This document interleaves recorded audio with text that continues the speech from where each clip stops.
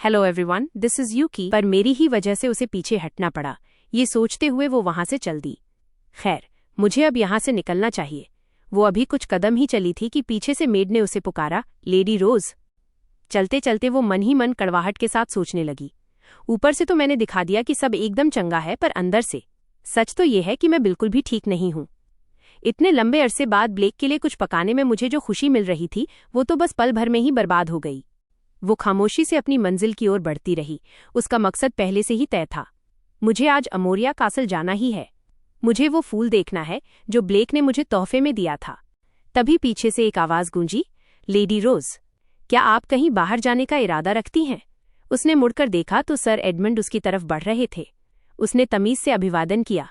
नमस्ते sir Edmund, मैं अमोरिया castle जा रही हूं, उसने बताया। मुझे हिज हाइनेस से वहां जाने की इजाजत भी मिल गई है। सर एडमंड ने सिर हिलाते हुए कहा, मुझे इस बात की जानकारी है। आप चलिए, मैं आपको वहां तक छोड़ देता हूं। मुझे हिज हाइनेस की तरफ से सख्त हिदायत मिली है कि आपकी हिफाजत में कोई चूक नहीं होनी चाहिए। ओह, बहुत बहुत शुक्रिया, उसने कहा। जवाब में उन्होंने कहा, शुक्रिया तो असल में मुझे आपका अदा करना चाहिए। वो हैरान होकर रुक गई। माफ कीजिएगा, मुझे आपकी बात समझ नहीं आई। जब से आप आई हैं, माहौल काफी ब्राइट हो गया है लेडी रोज। सच कहूं तो हिज हाइनेस को मुस्कुराते हुए देखे हुए जमाना हो गया। ये सब आपकी वजह से ही है, रोज ने हल्की मुस्कान के साथ कहा। इतने साल बीत गए, फिर भी एडमंड के दिल में ब्लेक के लिए वही अपनापन और प्यार बरकरार है। वो आज भी उतने ही वफादार हैं। ये सोचकर उसे अंदर से बहुत सुकून मिला। मैं सच में बहुत रिलीव्ड हूं। ये देखकर अच्छा लगा कि ब्लेक के इर्द गिर्द इतने अच्छे लोग हैं। इधर महल की रसोई में मामला एकदम टाइट हो गया था। एक मेड बिल्कुल डटकर खड़ी थी। लेडी रोज की बनाई डिश जैसी है वैसी ही सर्व होगी। मैंने सीफिया पैलेस के शेफ से बात कर ली है और उनकी हरी झंडी भी मिल गई है। चेल्सी, दूसरी मेड ने फुसफुसाते हुए उसे टोका, क्या तेरा दिमाग फिर गया है? अगर हिज हाइनेस को कुछ हो गया तो क्या होगा? चेल्सी ने एकदम बेपरवाही से कहा। अरे यार, क्या बात करती है? दूसरी मेड गुस्से में लाल हो गई। तूने अभी क्या बोला? क्या तुझे बीमारियों का ब भी पता है? चेल्सी ने चिढ़कर कहा, मुझे यकीन नहीं हो रहा कि तुम ऐसे बंदे के सामने गंदगी और बीमारी की बातें कर रही हो जो खुद जले हुए घावों से जूझ रहा है। तुझे पता भी है तू कितनी वाहियात और बेवकूफ़ी भरी बातें कर रही है? दूसरी मेड ने गुस्से में चिल्लाकर पूछा, क्या बोला तूने? तभी किसी और ने बीच में चिल्लाकर माहौल को शांत करने की कोशिश की। अरे छोड़ो भी, खाना ठंडा हो जाएगा, जल्दी परोसो इसे, हिज हाइनेस और हर हाइनेस इंतजार कर रहे हैं, दूसरी मेड ने हड़बड़ाते हुए कहा। हम्फ, ठीक है, जो करना है करो, वो झुंझलाकर बोली। डाइनिंग हॉल में एक मेड ट्रे लेकर आगे बढ़ी। योर हाइनेस, कृपया अपना खाना स्वीकार करें। ब्लेक ने नीचे देखा और ध्यान से पूछते हुए कहा, इसे किसने बनाया है? चेल्सी ने जवाब दिया, लेडी रोज ने बनाया है। रोज का नाम सुनते ही उसके चेहरे के हाव भाव एकदम बदल गए। उसने फौरन पूछा, वो अभी कहाँ है? मेड ने जवाब दिया, वो अमोरिया कैसल गई हैं। ये सुनते ही हवा का रुख जैसे बदल गया। ब्लेक अपनी जगह से ऐसे उछला जैसे किसी ने अचानक से करंट मार दिया हो। सरपानिया ये देखकर दंग रह गई। योर हाइनेस, आपको कुछ तो खाना ही पड़ेगा। उसके पीछे से आवाज देने के बावजूद उसने रुकने की जहमत तक नहीं उठाई और सीधे वहां से निकल गया। इसी बीच अमोरिया पैलेस के अंदर एंथिया एक कैनवस के सामने खड़ी थी। उसने उस नाजुक फूल की तरफ देखते हुए सोचा, जिसे एक छोटे से ग्लास केस में संभाल कर रखा गया था। ये वही गुलाब है जो ब्लेक ने मुझे अपना पहला तोहफा दिया था। उसने मन ही मन सोचा, मैं इस फूल को एक बार फिर देखना चाहती थी। जब भी मैं इसे देखती हूँ, मुझे उसकी वो पुरानी काइंडनेस याद आ जाती है और ऐसा लगता है जैसे सब कुछ धीरे धीरे ठीक हो जाएगा। कुछ पल पहले जब ब्लेक अमोरिया पैलेस की तरफ भाग रहा था तो उसके दिमाग में एक ही ख्याल चल रहा था, एंथिया। जब से वो 7 साल पहले गायब हुई थी, तब से हर रात वो उसी के सपने देखता था। उसे वो रात आज भी साफ याद थी जब वो वैली ऑफ केओस के लिए निकली थी और उसी रात उसका बुखार अचानक से उतर गया था। उसके शरीर पर पड़े वो काले निशान, जो असल में देवी का श्राप थे, पूरी तरह मिट चुके थे। वो आज़ाद तो हो गया था, पर उस आज़ादी में उसे कोई खुशी महसूस नहीं हो रही थी। पूरे 3 लंबे महीने गुजर गए, लेकिन न तो एंथिया लौटी और न ही उसके पिता। उसे ढूंढने के लिए एक जबरदस्त सर्च अभियान चलाया गया था, पर उसका कहीं कोई नामो निशान तक नहीं मिला। आखिरकार पिता वापस लौटे। वो बहुत कमजोर लग रहे थे, एकदम दुबले, थके हुए और खामोश। अपनी पूरी जिंदगी में पहली बार उन्होंने अपना सिर झुकाकर मुझसे माफी मांगी। मुझे माफ कर दो ब्लेक, मैं एंथिया को सुरक्षित नहीं रख सका, लेकिन सच्चाई तो ये थी कि इसमें उनकी कोई गलती नहीं थी। नहीं, इसमें आपकी कोई गलती नहीं है योर मैजेस्टी, मैंने उनसे कहा था। वो सब तो मेरी गलती थी। असली श्राप तो मुझे मिला था। ये सब इसलिए हुआ क्योंकि मैं उसे समय रहते रोक नहीं सका। जब उसने पहली बार मुझसे दूर जाने की कोशिश की थी तभी मुझे उसे जाने देना चाहिए था, पर मैं बहुत ज्यादा स्वार्थी हो गया था। मैं बस यही चाहता था कि वो हर वक्त मेरी नज़रों के सामने रहे, इसीलिए मैंने उसे बार बार वापस खींच लिया और आखिर में मैं उसे बचा तक नहीं पाया। उसे बचाना, ये सब मेरी ही तो गलती थी। उस वक्त अमोरिया कासल के वो लोग ही थे जिन्होंने मेरा नाम लिया था और मुझे एक इंसान की तरह देखा था। बाहर की दुनिया तो अपनी रफ्तार से आगे बढ़ती रही, मगर जिस रात मैंने एंथिया को खोया, मेरे लिए तो वक्त वहीं हमेशा के लिए ठहर गया। आखिरकार वो देवी का श्राप पूरी तरह से खत्म हो गया और उस 1000 साल पुरानी तड़प का सिलसिला भी थम गया। क्राउन प्रिंस के शानदार भविष्य का जश्न मनाने के लिए एक बड़ा इंपीरियल बॉल रखा गया। श्राप टूटने के बाद ये मेरी पहली पब्लिक अपीयरेंस थी। गेस्ट्स आपस में कानाफूसी करने लगे, क्या वाकई ये उनकी पहली पब्लिक अपीयरेंस है? किसी ने हाँ में सिर हिलाया। जी हाँ।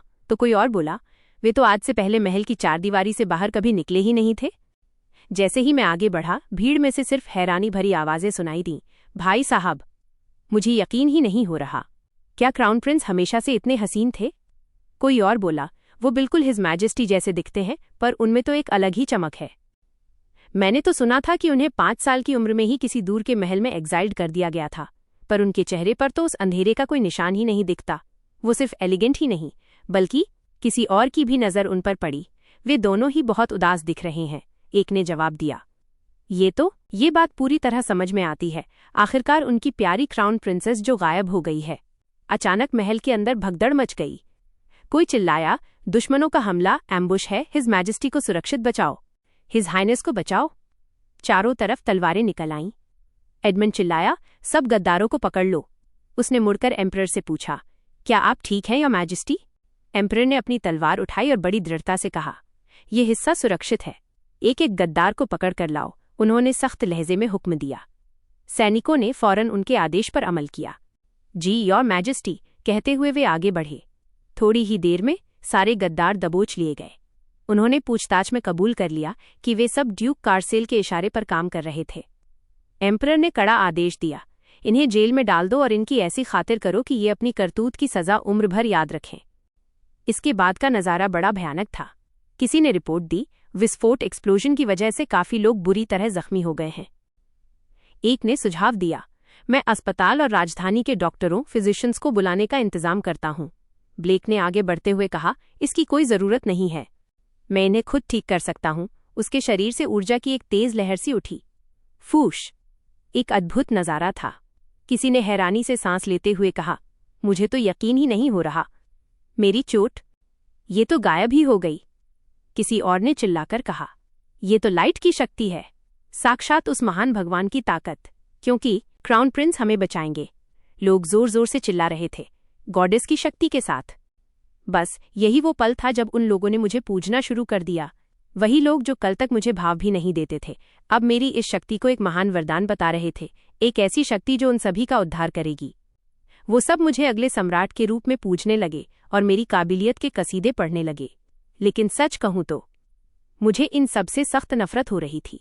जिस दिन मैंने एंथिया को खोया, उस दिन मैंने दुनिया की हर एक चीज पाली, लेकिन फिर भी अंदर से ऐसा लग रहा था जैसे मैंने अपना सब कुछ हमेशा के लिए गंवा दिया हो। उसके गायब होने के बाद बीता हर एक साल मुझे ऐसा लगा जैसे मैं किसी जमी हुई बर्फीली झील पर नंगे पैर चल रहा हूं, एकदम सर्द, खामोश और बेहद नाजुक।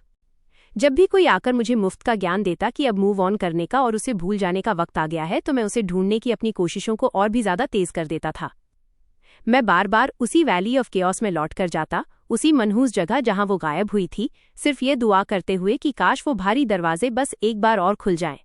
मैंने ये न जाने कितनी बार किया, बार बार। 1 साल बीता, फिर 3 साल, और देखते ही देखते 7 साल गुजर गए। हर कोई कहने लगा था कि एंथिया अब इस दुनिया में नहीं रही, लेकिन मैंने कभी हार नहीं मानी। मुझे पता था, मुझे अंदर से ये पूरा यकीन था कि अगर मैं उम्मीद की एक छोटी सी किरण भी पकड़े रहूंगा तो वो एक दिन जरूर वापस लौट आएगी। लेकिन फिर एक दिन वो दरवाजे ही हमेशा के लिए ढह गए। एंथिया, एंथिया, एंथिया। हर रात मेरी नींद में बस यही एक नाम गूंजता था। सपनों की उस दुनिया में वो साफ मेरे सामने होती थी। यकीन मानिए, वो मेरे सारे बुरे सपनों, नाइटमेयर्स को मानो अपने साथ दूर ले जाती थी। मेरी नींद की अगर कोई इकलौती रोशनी थी तो वो सिर्फ वही थी। वो बस इतना ही कहती, घबराओ मत, सब ठीक हो जाएगा, मैं बस कुछ ही पलों में वापस आ जाऊंगी। लेकिन मैं बेबस होकर चिल्लाता था, नहीं, मत जाओ एंथिया, प्लीज मुझे छोड़कर मत जाओ। मगर जिस एंथिया तक मैं अपने सपनों में कभी नहीं पहुंच पाता था, वो अब हकीकत में लौट आई है। मैं फौरन वर्तमान प्रेजेंट में लौट आया और मैंने एंथिया को अपनी बाहों में भर लिया, जो इस वक्त गॉडेस ऑफ लाइट के रूप में मेरे सामने थी। मैं बस उसे पुकारे जा रहा था, एंथिया, एंथिया, एंथिया। मेरी आवाज बुरी तरह कांप रही थी। मैंने लड़खड़ाते हुए पूछा, ये तुम ही हो ना? सच बताओ। जब पहली बार मैंने तुम्हें देखा था तो मुझे लगा जैसे कोई अदृश्य खिंचाव मुझे तुम्हारी तरफ खींच रहा हो। मेरा दिल, सच कहूं तो मेरा दिल सिर्फ तुम्हारी मौजूदगी से ही धड़कता है। तुम्हारी मुस्कुराहट देखकर मैं खुश हो जाता हूं, और अगर तुम्हारी आंखों में जरा सा भी दर्द हो तो मेरा मन उदास हो जाता है। वाकई इस पूरी दुनिया में तुम ही वो अकेली इंसान हो जिसका मुझ पर इतना गहरा असर होता है। एंथिया, तुम मेरी पत्नी हो। प्लीज कुछ तो बोलो, मुझे जवाब दो। तुम ही हो ना? तुम हो, है ना? उसने अपने होंठ हिलाए और धीरे से कहा, मैं भी यही कहना चाहती हूं ब्लेक। मैंने उसे और भी जोर से अपनी बाहों में कस लिया। वो एक बेताब सा आलिंगन, एम्ब्रेस था, जिसने उसे भी हैरान, डेज कर दिया था। मैंने फिर से वही बात दोहराई, एंथिया, मेरी पत्नी, जवाब दो मुझे, तुम ही हो ना? तुम मेरी पत्नी हो। मैंने उसे चूम लिया। मेरी आंखों से आंसू निकल पड़े और मैं बस फफकते हुए बोल उठा, मैं तुम्हें बहुत मिस कर रहा था। मुझे तुम्हारी बहुत याद आई, बहुत ज्यादा। मुझे तो लगा था कि मैं पागल ही हो जाऊंगा। वो भी मुझे उतनी ही शिद्दत से थामे हुए थी। उसने धीरे से कहा, ब्लेक, मुझे भी तुम्हारी बहुत याद आई। मैं उसे सब कुछ बता देना चाहता था। मुझे भी वही महसूस हो रहा था जो वो महसूस कर रही थी, लेकिन इसके आगे वो कुछ कह ही नहीं पाई और अचानक निढाल होकर गिर पड़ी। मैंने कसम खा रखी थी कि मैं एंथिया को कभी छोड़कर नहीं जाऊंगा। मैं बिल्कुल अडिग था, लेकिन उसका शरीर साथ छोड़ गया था। वो पूरी तरह से टूट चुकी थी और सामने जमीन पर गिर गई। होश खोने से पहले बस यही ख्याल उसके मन में था, ये हो सकता है, लेकिन मुझे ब्लेक को बताना होगा कि वो चिंता न करे, इससे पहले कि वो परेशान हो जाए। मैं चिल्ला उठा, मेरे साथ रहो, मुझे छोड़कर मत जाओ। उधर किसी और जगह सरपानिया काफी गुस्से में शेल से शिकायत कर रही थी। वो बड़बड़ाते हुए बोली, शेल, आखिर वो इस तरह वहां से कैसे भाग सकता है? ये क्या तरीका है? उसने शेल से पूछा, क्या तुम मेरी बात से सहमत नहीं हो? उस छोटे से प्राणी ने जवाब दिया, बिल्कुल देवी। फिर वो बात बदलते हुए बोला, लेकिन देवी, अगर आप कहें तो मैं बताऊं, मैंने अमूरिया कासल में उन दोनों पर नजर रखी थी। तभी वहां ब्लेक का आगमन हुआ। उसे देखते ही सरपानिया अपनी जगह से उठ खड़ी हुई। उसने पूछा, हुजूर, आप मुझे इस तरह छोड़कर कैसे जा सकते थे? मैं कब से आपकी वापसी का इंतजार कर रही थी। ब्लेक का चेहरा एकदम पत्थर की तरह ठंडा था। उसने सीधे और सख्त लहजे में कहा, अब ये नाटक बंद करो। फिर उसने तीखे अंदाज में सवाल किया, तुमने एंथिया के साथ आखिर किया क्या है? तुम्हारा क्या मतलब है? भोली सूरत बनाकर मुझे बेवकूफ मत समझो, मैंने उसके करीब कदम बढ़ाते हुए कहा। मुझे अच्छी तरह पता है कि वो क्रिस्टल ऑफ लाइट जो पहले हमेशा एंथिया के इर्द गिर्द मंडराता था, अब तुम्हारी मौजूदगी में तैर रहा है। मैंने अपनी तलवार मयान से बाहर निकाल ली। सरपानिया ने तंज भरे लहजे में जवाब दिया, वाकई तुम्हारी नज़र काफी तेज है। इतनी बदहाल और घिनौनी हालत में भी तुमने ये गौर कर लिया?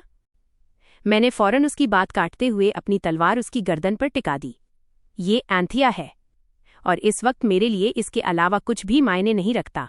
मैंने गुस्से में पूछा, तुम आखिर हो कौन, और तुमने एंथिया के साथ क्या किया है? उसने हाथ झटकते हुए मेरी तलवार को दूर धकेल दिया। देखो, मेरी सलाह मानोगे तो संभल कर रहना, उस औरत ने तिरस्कार भरी हंसी के साथ कहा। आखिरकार ये एंथिया का ही शरीर है, तो मुझ पर गुस्सा करने से क्या फायदा? मैंने कुछ नहीं किया है, उसने आगे कहा। एंथिया ने यह चुनाव खुद किया था। मैं एकदम सन्न रह गया। क्या? तुम्हारा मतलब क्या है? उसने मेरा हाथ पकड़कर बताया। मैंने उसे बहुत सारे मौके दिए थे, लेकिन एंथिया ने हर बार मना कर दिया। मैं पूरी तरह स्तब्ध था। क्या? तभी अचानक मैं एंथिया की यादों में कहीं खो गया। सच धीरे धीरे मेरे सामने आने लगा। वो यादें मेरी नहीं थीं, वो तो एंथिया का अतीत था जो अब मेरे भीतर उभर रहा था।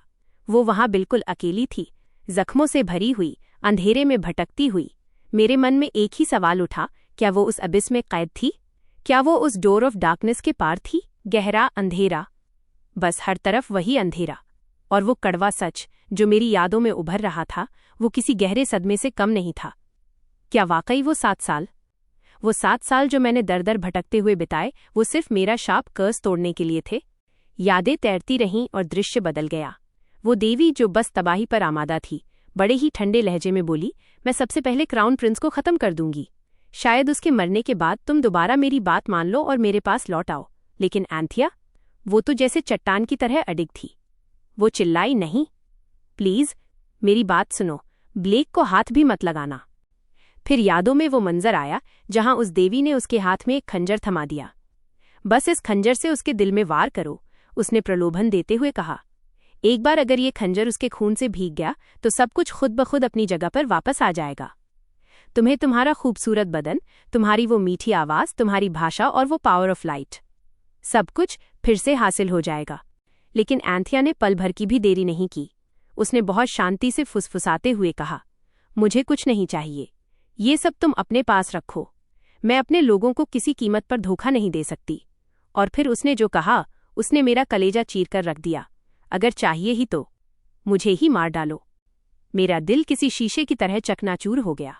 मैं संभल नहीं पाया और सीधे जमीन पर गिर पड़ा। सरपानिया जो पास ही खड़ी थी, उसने बड़े ही निर्दयी भाव से पूछा, देखा तुमने? जो कुछ भी हुआ वो एंथिया की अपनी मर्जी थी। मैंने उसे बहुत मौके दिए, लेकिन वो आखिर तक टस से मस नहीं हुई। वो क्यों? भला कोई ऐसा कैसे कर सकता है? मेरी आवाज रुंध गई थी और गला भर आया था जब मैंने बस इतना फुसफुसाया, आखिर तुमने ऐसा फैसला क्यों किया? मैंने जवाब दिया, हाँ, मैं करूंगा। क्या सिर्फ एंथिया को बचाने के लिए? वो खिलखिलाकर मुस्कुराई, उसकी खुशी का ठिकाना न था, और बोली, अब जाकर कहीं मेरी बात तुम्हारे पल्ले पड़ी है क्राउन प्रिंस। उसने मुझे लुभाते हुए कहा, क्यों न तुम मेरे साथ आ जाओ?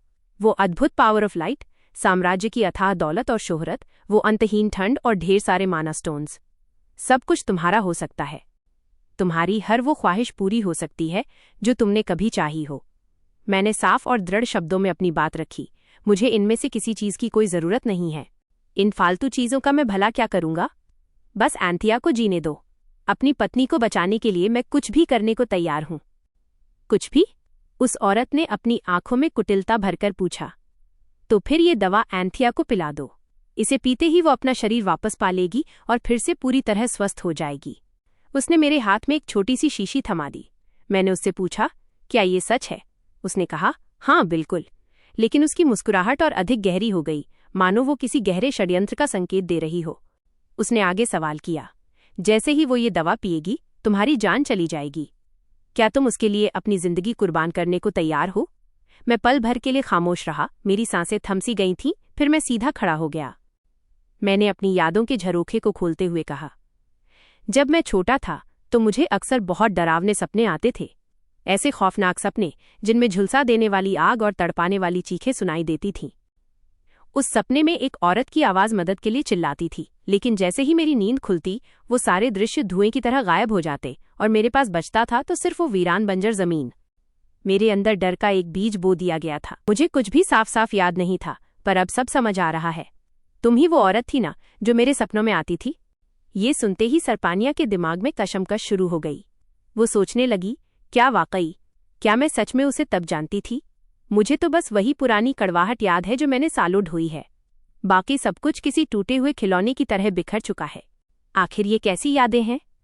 ये खालीपन कैसा है? मैंने अपनी बात जारी रखते हुए पूछा, अगर मैं उस श्राप कर्स की वजह से मर गया होता तो क्या तुम्हारी ये नफरत खत्म हो जाती? अगर तुम्हें मुझसे इतनी ही दिक्कत थी तो सीधे मुझे मार देती। एंथिया को इस तरह तड़पाने की क्या जरूरत थी? और तुम दावा करती हो कि वो तुम्हारी दोस्त है? उसने अपनी बात मानते हुए कहा, हाँ, वो मेरी दोस्त है। भले ही हमारा अतीत धुंधला हो और मेरी यादें अधूरी हों, पर एक वक्त था जब मैं उसे अपना दोस्त मानती थी। इतना सच तो आज भी कायम है। ये सुनकर मैंने कहा, ठीक है, मैं तुम पर भरोसा करता हूँ। मेरी आखिरी गुजारिश है, एंथिया को सुरक्षित रखना, चाहे मैं रहूं या न रहूं। उसने चौंक कर पूछा, और तुम माफी क्यों मांग रहे हो? क्या तुम फिलिप की तरफ से माफी मांग रहे हो? मैंने जवाब दिया, नहीं, तुम्हारी उन चीखों के लिए। वो दर्द से भरी चीखें जो इतनी पीड़ादायक थीं और मैं उन्हें भूल गया। काश मुझे याद रहता। काश मैंने वक्त रहते कुछ किया होता तो शायद तुम आज इस हाल में ना होती। मुझे माफ कर दो। वाकई, मुझे माफ कर दो कि मैं सब कुछ भूल गया था। मुझे माफ कर दो कि मैं उस वक्त तुम्हारी कोई मदद नहीं कर पाया। मैं दौड़कर एंथिया के पास गया जो बिस्तर पर बेसुध पड़ी थी। एंथिया, एंथिया। मैं बस उसका नाम बुदबुदाता रहा। मेरी आवाज पूरी तरह टूट चुकी थी, पछतावे से भारी थी और आंखों से आंसू रुकने का नाम नहीं ले रहे थे। तुमने ऐसा क्यों किया? तुम्हें तो मुझे बहुत पहले ही छोड़ देना चाहिए था। मेरी चीखें गले में ही फंसकर रह गईं। तुम्हें मुझे पीछे छोड़कर आगे बढ़ जाना चाहिए था। मैं बहुत शर्मिंदा हूँ, मुझे माफ कर दो। मैंने उसे अपनी बाहों में जोर से कस लिया। मैं तुमसे बहुत प्यार करता हूँ एंथिया, बहुत ज्यादा। मैंने कांपते हुए हाथों से वो दवा की शीशी उठाई और उसे पिला दी। जैसे ही वो शीशी खाली हुई, मैं खुद को संभाल नहीं पाया और बेहोश होकर जमीन पर गिर पड़ा। इधर मेरी कही हुई वो बातें सरपानिया के दिमाग में किसी रिकॉर्ड की तरह बार बार गूंज रही थीं। अगर मैं उस श्राप से मर गया होता तो क्या वाकई सब कुछ ठीक हो जाता? वो गहरी सोच में डूबी हुई थी। सच तो ये है कि मेरे पास उस सवाल का कोई जवाब नहीं था। मुझे खुद नहीं पता था, लेकिन मुझे एक चीज अच्छे से याद है। मैं लायंटेल की दोस्त थी। वो याद, चाहे बाकी कितनी ही यादें धुंधली क्यों न पड़ गई हों, मेरे मन के किसी कोने में आज भी सबसे साफ बची है। मुझे वहीं से शुरुआत करनी होगी। उसने अपनी पुरानी यादों के पन्ने पलटे और याद किया, 1000 साल पहले सिर्फ वही मेरा इकलौता दोस्त था, लायंटेल, उस गॉडेस ऑफ लाइट के रूप में।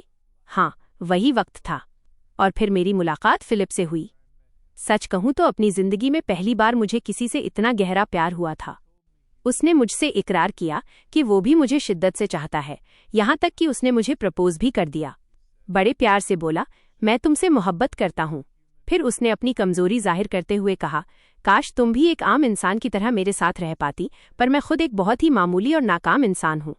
उसने आगे कहा, इतनी सारी कमियों की वजह से तो मेरे अपने पिता ने भी मुझे अकेला छोड़ दिया है। सरपानिया, मुझे अंदर से डर लगता है कि कहीं तुम भी मुझे छोड़कर न चली जाओ। ये ख्याल ही मुझे बेचैन कर देता है। मैंने उसे दिलासा देते हुए जोर देकर कहा था, मैं तुम्हें कभी नहीं छोड़ूंगी। भला मैं ऐसा क्यों करूंगी? पर उसने शंका जताते हुए कहा था, लेकिन मान लो अगर हम शादी भी कर लें तो किसे पता तुम कब वापस अपनी देवी वाली पहचान में लौट जाओ। मैंने उसे यकीन दिलाया, नहीं, ऐसा कभी नहीं होगा। मैं हर हाल में तुम्हारे साथ ही रहूंगी। सच में, मैंने अपनी जिंदगी में आज तक किसी को इतने गहरे जज्बात के साथ नहीं चाहा था। मैंने कभी किसी के लिए अपना सब कुछ न्यौछावर करने की इतनी तीव्र इच्छा महसूस नहीं की थी। मैं जो कह रही हूँ वो दिल से कह रही हूँ फिलिप। फिर मेरी आंखों में झांककर उसने बड़ी नजाकत से पूछा, क्या तुम मेरे लिए एक आम इंसान बन सकती हो? क्या तुम अपनी दैवीय शक्तियां त्याग सकती हो? क्या तुम बस एक साधारण स्त्री बनकर मेरी हमसफर बन सकती हो? उसकी ये बात सुनकर मैंने धीरे से फुसफुसाकर कहा, मैं तैयार हूं। मैं अपनी हर चीज छोड़ दूंगी, अपनी सारी दैवीय शक्तियां तुम्हें सौंप दूंगी। लेकिन तभी वो अचानक लौट आया और मुझ पर चिल्लाने लगा, आखिर तुमने लायंटेल से क्या कहा? उसने झटके से सवाल दागा, अगर तुम्हें इंसान नहीं बनना था तो मुझसे कहना चाहिए था, उससे नहीं। क्या तुम मेरे साथ सिर्फ टाइम पास करना चाहती थीं और बोर होकर गायब हो जाने का प्लान था तुम्हारा? तुम किसी को इतना तुच्छ और बेकार कैसे महसूस करा सकती हो? मैं चीख पड़ी, ये सरासर झूठ है। मैंने ऐसा कभी कुछ नहीं कहा। पर वो सुनने के लिए तैयार ही नहीं था। मैंने तुम पर हद से ज्यादा भरोसा किया था सरपानिया। तुमने मुझे बहुत ज्यादा निराश किया है। मैंने गिड़गिड़ाते हुए कहा, मैं कह रही हूं ना, ये सब गलत फहमी है। मैंने ऐसा कोई शब्द नहीं कहा। उसकी नजरें बर्फ की तरह ठंडी हो गईं और उसने पूछा, सच? तो क्या तुम ये कहना चाहती हो कि लायंटेल मुझसे झूठ बोल रही है? मैंने फौरन विरोध किया, वो ऐसी इंसान नहीं है कि झूठ बोले, पक्का कोई बड़ी गलत फहमी हुई है। उसने गुर्राते हुए पूछा, तो क्या तुम ये कहना चाहती हो कि मैं झूठा हूं? क्या तुम उस पर मुझसे ज्यादा भरोसा करती हो? मैं सकपका कर हिचकिचा गई। नहीं, मेरा वो मतलब बिल्कुल नहीं था। वो बड़बड़ाते हुए बोला, तो पक्का ये लायंटेल की ही चाल है। वो हमसे जलती है, इसीलिए उसे ये लगता है कि मैं तुम्हें पावर ऑफ लाइट छोड़ने के लिए मजबूर कर रहा हूं। वो तो बस हमें अलग करने की साजिश रच रही है। मैं बुरी तरह डर गई थी। सिसकते हुए मैंने कहा, लायंटेल, उसके पास तो पहले से ही लक्षाल है। फिर वो ऐसा क्यों कर रही है? मैं फिलिप के बिना जीने का सोच भी नहीं सकती। तब उसने मेरा हाथ थामकर कहा, सरपेनिया, चलो हम इस जगह से कहीं दूर भाग चलते हैं। इन सब लोगों को पीछे छोड़ देते हैं और अपनी एक नई दुनिया बसाते हैं। बस हम दोनों अकेले। मुझे अब किसी और पर भरोसा नहीं रहा। उसने मुझे अपनी बाहों में भरते हुए कहा, ऐसा लायंटेल तो बिल्कुल नहीं कर सकती। मुझे तुम पर भरोसा है। मैंने सिर हिलाते हुए हामी भर दी। ठीक है, जैसा तुम कहो, मैं तैयार हूं। मैं वही करूंगी जो तुम चाहोगे। और यकीन मानिए, वो पहली बार था जब मैंने इंसानी जज्बातों को इतनी गहराई से महसूस किया था। मैंने उसे और भी मजबूती से अपने सीने से लगा लिया। मैं तुम्हारे लिए सब कुछ कुर्बान कर दूंगी। मैं तुम्हें कभी नहीं छोड़ूंगी। मैं तुम्हें किसी हाल में अपने से दूर नहीं होने दूंगी। और इसी तरह फिलिप और मैं वैली ऑफ केओस पहुंच गए। हमने वहीं पर अपनी शादी की रस्म निभाई। बस हम दोनों थे और कोई नहीं। मैंने अपनी सारी शक्तियां उसे सौंप दी और मैं पूरी तरह एक इंसान बन गई। मैंने उसे पावर ऑफ लाइट का इस्तेमाल करना सिखाया। वो स्वभाव से बहुत नेक था और मैं उसके साथ वाकई बहुत खुश थी। फिर एक दिन उसने मुझसे पूछा, क्या लाइट माना को अपनी मर्जी से हेरफेर किया जा सकता है? मैंने थोड़ा हैरान होते हुए जवाब दिया, हाँ, मैं तो बस ये पूछ रहा था कि क्या रोशनी लाइट को पूरी तरह अपने काबू में करने का कोई तरीका है? जब मैंने उससे वजह पूछी तो उसने आसपास के उन खूंखार मैजिकल बीस्ट्स की दुहाई दे दी। उसने बड़े भोलेपन से कहा, देखो, अब तुम एक आम इंसान बन चुकी हो, तो तुम्हें हर खतरे से बचाकर रखने के लिए मुझे मैजिक सीखना ही होगा। उसने अपनी बात पर जोर देते हुए कहा, बहुत सारी ऐसी अटैक मैजिक हैं जिनका इस्तेमाल किया जा सकता है, पर पंगा ये है कि मैं ये जादू सिर्फ तब चला पाता हूँ जब तुम मेरे बिल्कुल करीब होती हो। अगर तुम दूर रही तो मैं तुम्हें पूरी तरह से प्रोटेक्ट नहीं कर पाऊंगा। उसकी ये दलील सुनकर मैं एक पल के लिए क्या, कई पल के लिए हिचकिचा गई, और बस इसी झिझक ने उसे तिलमिला दिया। उसकी आवाज में एक अजीब सी तलखी आ गई, क्यों? क्या तुम्हें मुझ पर भरोसा नहीं है? क्या तुम मुझे बस एक मामूली, तुच्छ इंसान समझकर मेरी बात को नजरअंदाज कर रही हो? उसने तंज भरे लहजे में कहा, लगता है तुम मेरे साथ यहाँ आकर पछता रही हो। मैं झट से बोली, नहीं नहीं, मेरा हरगिज वो मतलब नहीं था, मुझे माफ कर दो। मैंने उसे शांत करने के लिए वादा किया, ठीक है, मैं सिखा दूंगी, मैं वादा करती हूँ। और बस मैंने उसे लाइट माना को कंट्रोल करने का पूरा तरीका सिखा दिया।